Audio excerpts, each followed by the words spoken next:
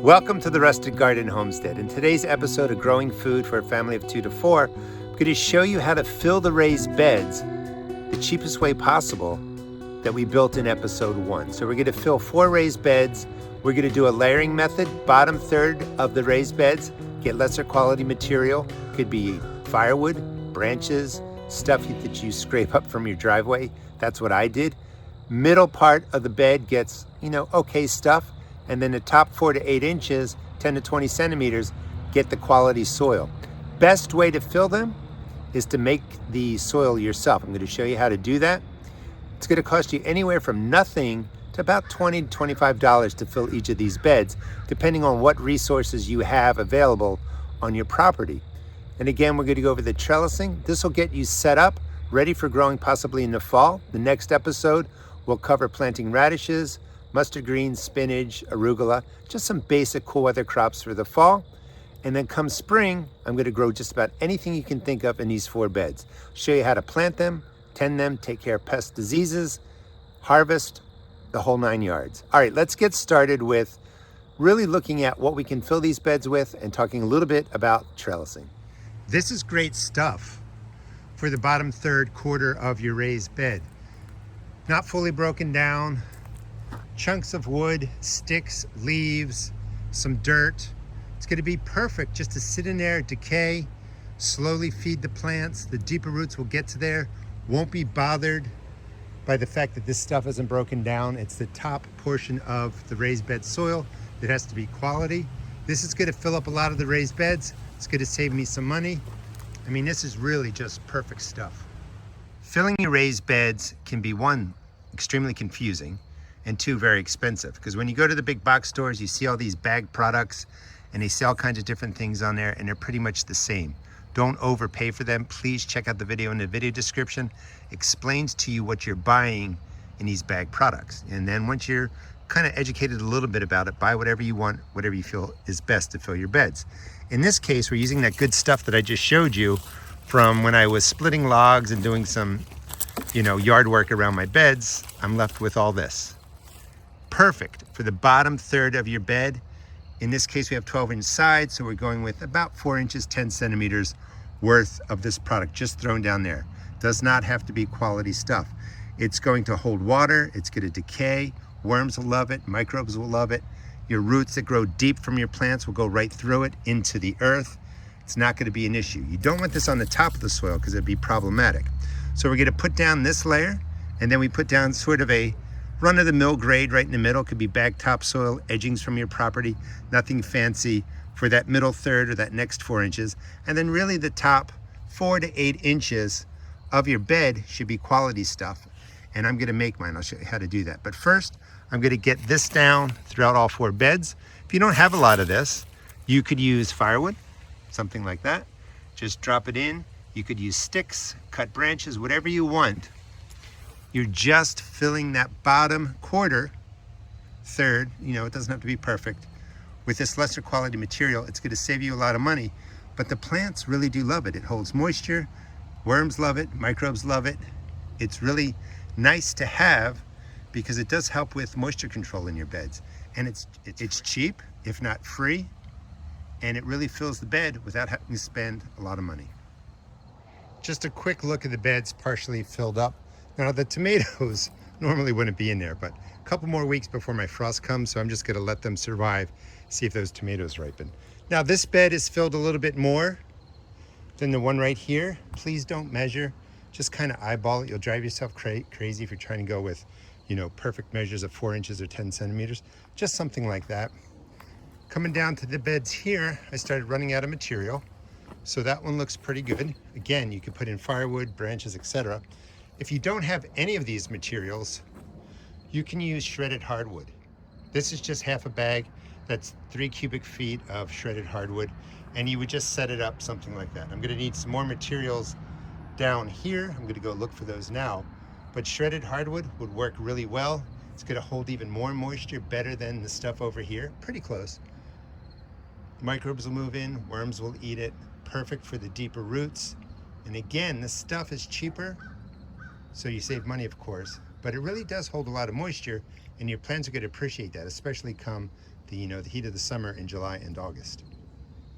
One of my goals with my videos is to teach people how to not only grow food and have a good time, but also to save money. So in these beds are 2.5 bags, 40-pound basic topsoil, nothing fancy. Bag 1, half a bag. Bag 2, that's about 100 pounds, 40-pound bags. Same thing over there. It looks like there's more in there because I put more of the leaves and wood and soil that I collected off the driveway in the bottom. That's all you need to really set this up. The cost for adding the dirt here is really, I know exactly, it was $7.50 plus tax. That's not a lot of money. Good enough for the plants to grow in. Over time, when you add amendments to the top, worms, mix everything together, this becomes great stuff. If you wanted to add in some manure or compost, if you have it, go ahead and do that. This is just a basic fill to save you money. If you have your own compost and you have great material, fill the whole bed with that. If you have plenty of it, that's perfect. But again, this is gonna work. So let me smooth this over and then we'll go to the next step.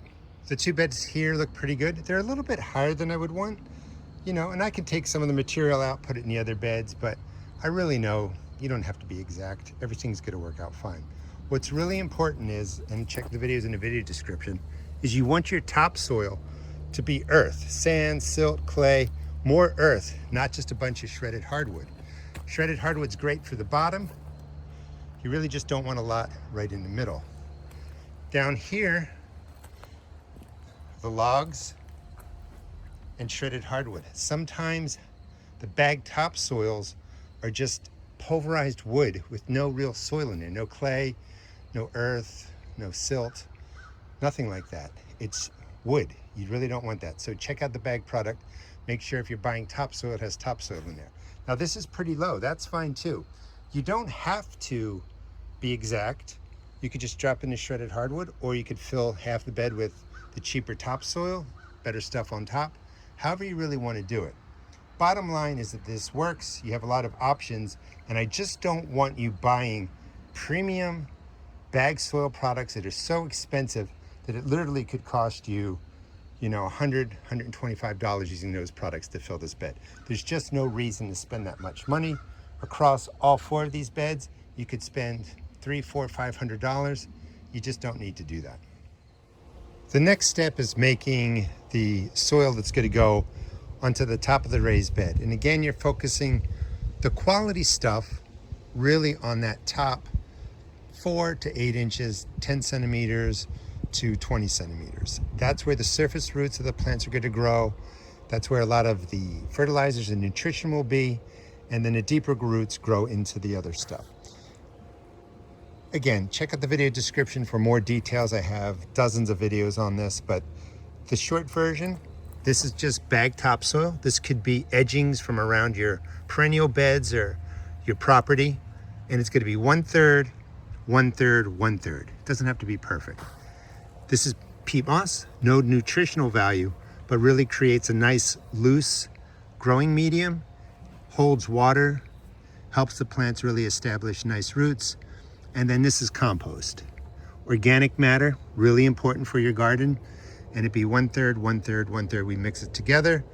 That's the top 4 to 8 inches, 10 to 20 centimeters of really the growing area in your raised bed. You could go with 50% peat moss, 50% soil, bag topsoil, cheap stuff, or your earth. You could go with 50% compost if you can make plenty of it. Buying it is sort of hit or miss because you never know what kind of quality it is. But if you have your own compost that has broken down really well, 50-50, or you could just go with plain old compost. It's all about organic matter. That'll be subjects of future videos if you want to subscribe and follow me for this series.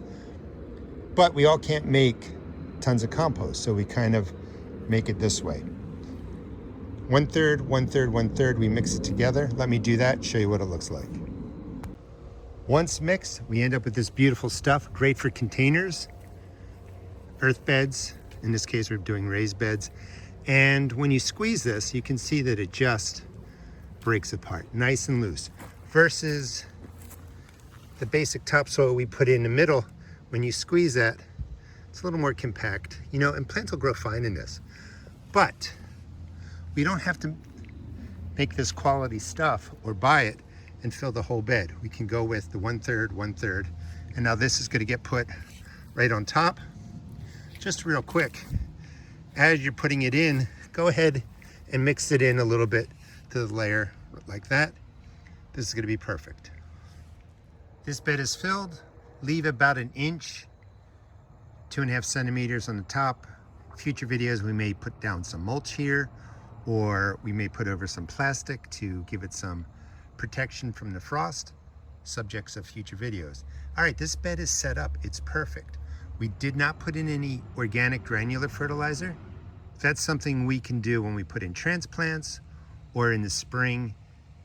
We're going to use water-soluble fertilizer. In the next video in this installment, in this series, I'm going to plant radishes, spinach, arugula, and I think some mustard greens. So I'm going to plant up now, because you really, here in Maryland and in a lot of places, you can plant cool weather crops in the fall, warm crops, tomatoes, peppers, in the summer, and then the cool crops that I'm planting today, we're also going to plant in the spring again. But I do want to get some stuff growing in here.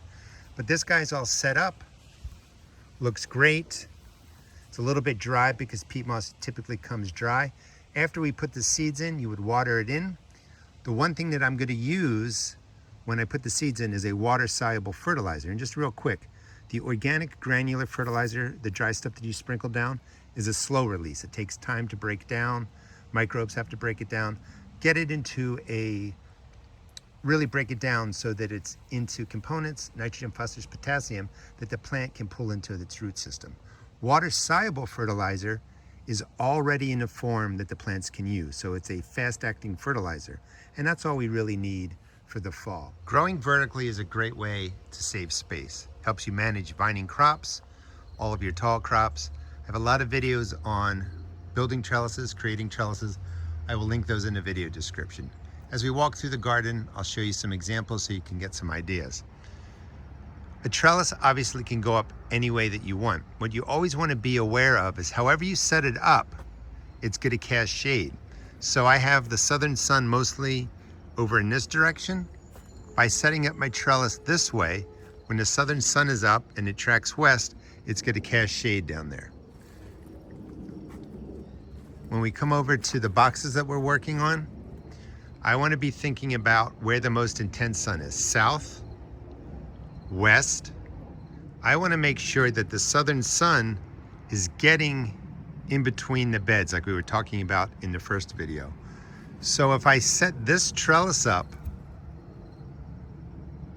right here and I rainbow it this way, very similar to the way that A-frame is, it's going to block all the plants in the center. They're going to get a ton of shade. So I want to put my trellis into the long box there, rainbow it this way, then I can grow up the sides of the cattle panel if I want it on both sides, but the western and southern sun are mostly going to get into the center.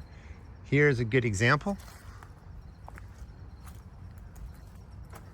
Right over here, I have an A-frame on this guy, and I'm growing up the left and the right side.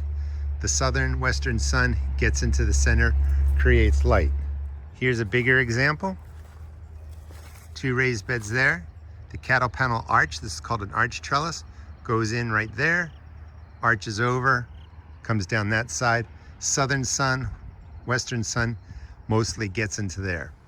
If I wanted for some reason to create more shade in there, like growing the cool weather crops that like the spring but don't like the warmth of the summer, if I wanted to grow them longer into the season, I may put my cattle panel arch this way and it would block the southern sun from hitting the beds.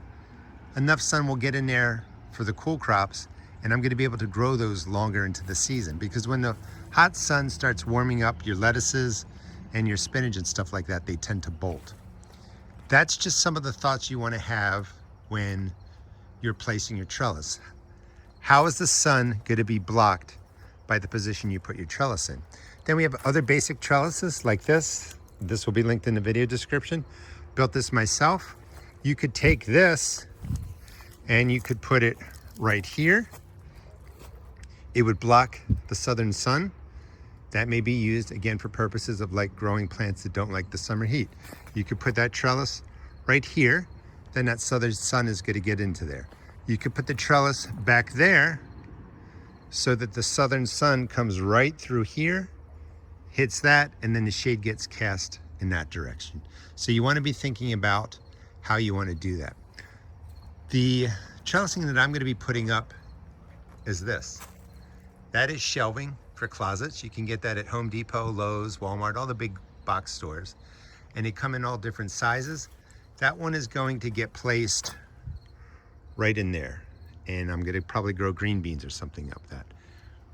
It's inexpensive, relatively speaking, for trellises. All pre-made, real easy to put in, and I will do that, show you how I did it. So you wanna be thinking about how do you wanna grow vertically, where you're placing the trellises. Again, southern sun over here, western sun, that's the main, most intense sun. Depending on where I put the trellises, they're gonna cast shade in a particular way. So trellis is gonna go over here to the right. So all the southern sun hits this, western sun hits this, all the shade is cast towards those tomatoes. They won't mind a little bit of shade, you know, mid-July or something like that. So it's all really thinking about how you wanna grow. This trellis again is an A-frame, and anything that's in the center gets shade pretty much throughout the day because of the way it's designed. If I flipped it around, the sun would get right into there and open up that space. So it's really, again, dependent on how you want to use it. If we walk over here, there are a couple examples of trellises already in these boxes. For instance, here is the closet rack put right in here. This is set up so as the southern sun is present, the light gets right into there. Western sun casting the shade that way. It's not in the way. Smaller closet racks put right into there. And again, the southern sun will pour right into here and get the maximum light to these plants. When the western sun, when it's in the west, yes, whatever's growing in there is going to cast some shade back here, but that's okay because I usually grow cool crops in this area, and that shade towards the end of the afternoon will help them just grow a little bit longer before they bolt. You don't have to worry about all that now. If you want to follow me in this series, I'll explain that more in depth as we start planting next year. But I just wanted to show you a couple of ways that I'm using the closet racks in these beds. Building the trellis is pretty straightforward. I like the closet racks. They will come in different widths and heights. You can find whatever you really need. Again, follow me. We're going to be growing beans and cucumbers up this in the summer of next year. And this is going to save a ton of space because we can take a cucumber vine and go straight up. It's not going to sprawl all over the ground. It's not going to take up more space. You want to get a piece of wood. This is a 2x4. Cut it to the width of the closet rack that you bought or the trellis that you're using. Put in at least 3 screws. Obviously, if it's bigger, you're going to use more. You're going to screw the closet rack into the side of your raised bed, and then this piece is going to secure it on there. I'll show you what it looks like. You just want to make sure that right here is the edge for when you hang it in your closet. This hangs down.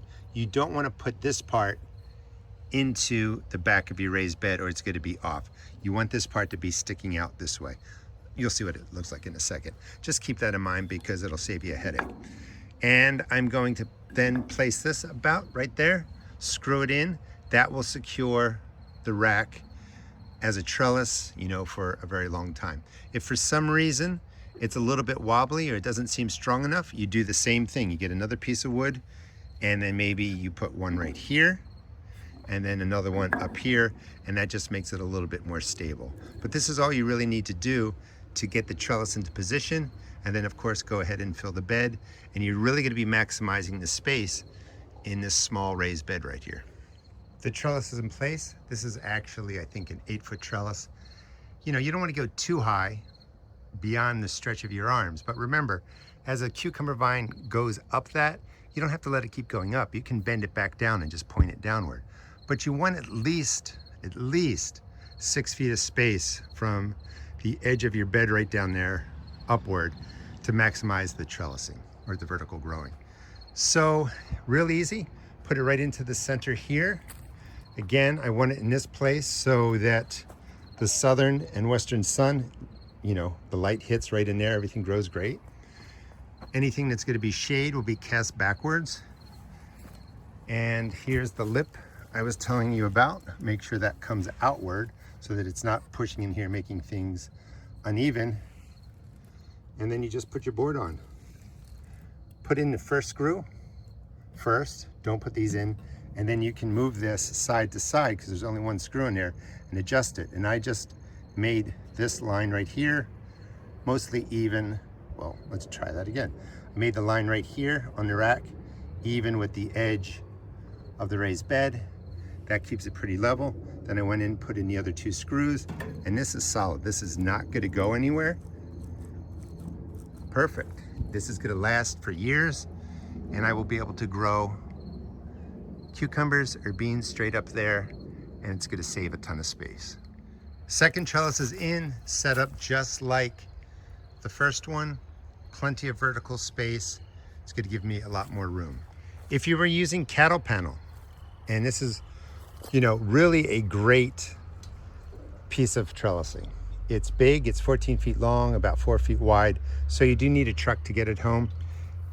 Once you bend this into the U shape, you can see that it's going to want to spring outward. So this is just held in place by the force of the cattle panel wanting to open and go that way and this way, and a couple of U-posts right in here. So the pressure's going out, keeps the cattle panel in place. And if you do the base about 4 feet wide, you get a nice 8-foot arch. But you just use the force of the panel wanting to spring out, going against a couple of posts, and that keeps it in place. When you're putting it into a raised bed, it's really easy. You're just going to set up the beds, and before you fill it, you just drop the cattle panel in. It's going to want to spring open, and it's just pressing, wanting to spring out against the back of the board. That's what keeps it in place. Then you fill it, and it's nice and secure. And even though it's going to rock, I mean, it kind of looks cool when it's windy out. It's not going to fall over. There's not going to be any issues with it.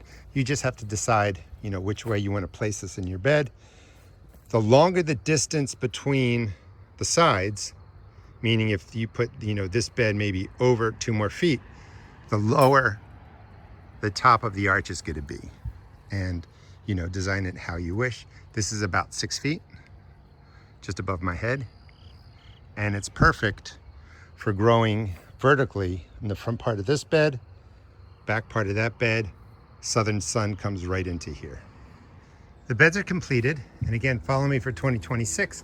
Not only going to show you how to build and fill the raised beds, but how to plant, grow, and tend to them. Even do some harvesting and maybe some cooking.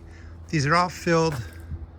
General cost to fill a bed about this size, using the method that I showed you, it's going to be about $15 to $25. $15 if you have compost and you can get earth and stuff from your property. $25 if you have to buy all the products. But making it yourself, using the method I showed you, is really the cheapest way to go. Once these are done, you're going to be able to grow in them, and you're going to be able to grow spring crops. They're going to look something like this. We are going to do a fall planting in the next video series, but they are just perfect for growing just about anything you want to grow in a garden. Thanks so much for watching. Please check out my seed shop at therustedgarden.com. I sell tomato and pepper seeds for $1.75 a pack. All other seeds are only $1.50 a pack. Again, thanks so much for watching.